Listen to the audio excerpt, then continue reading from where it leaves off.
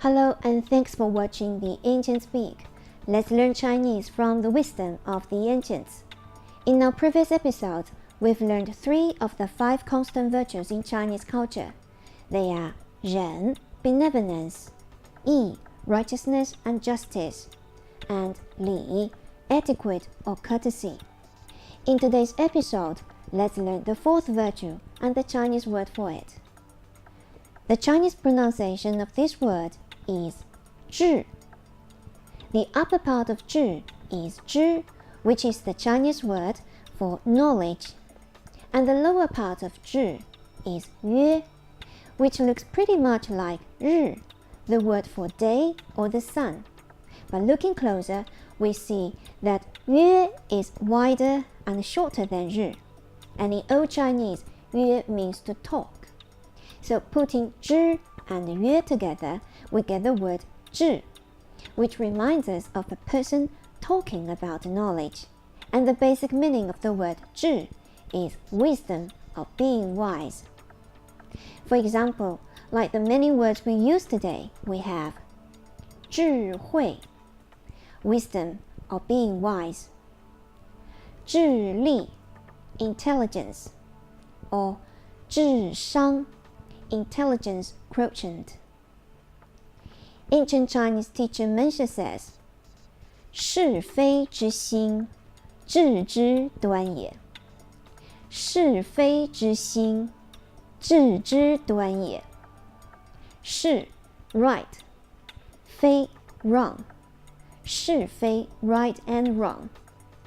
知 meaning of, 心 heart. 是非之心, a sense of right and wrong. 智 wisdom or being wise. 端 the beginning. 也 is an auxiliary word. Putting these together, teacher Mencius is saying that a sense of right and wrong is the beginning of being wise. 是非之心, 智之端也. In our previous episode, we've learned other 3 similar sayings by teacher Mencius. They are 恻隐之心, 仁之端也.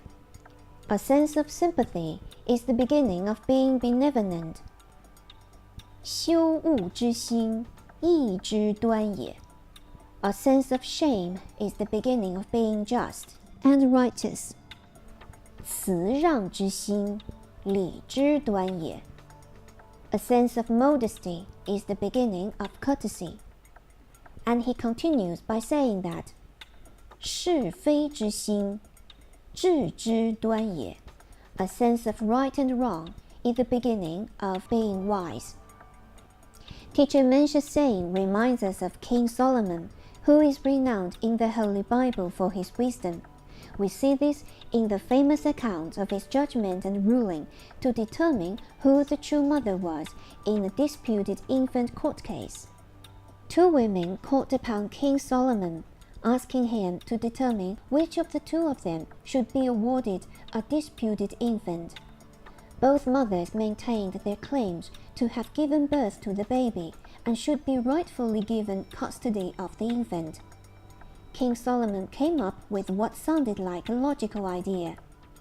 He summoned that the sword be brought to him, that the baby be cut in 2.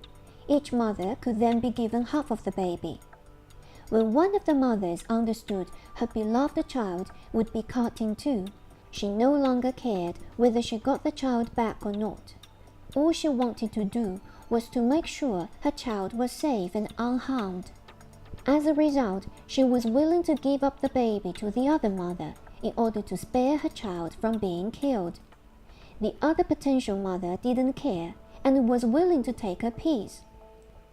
Solomon decided the real mother of the little baby was the one who would rather give up her child than see it be destroyed.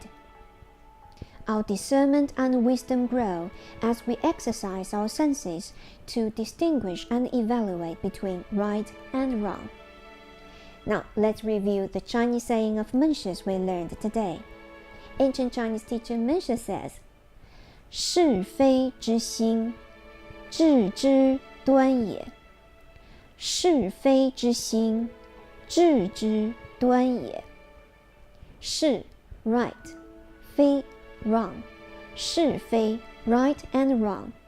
知 meaning of, 心 heart. 是非之心 a sense of right and wrong. 智 wisdom of being wise. 端 the beginning.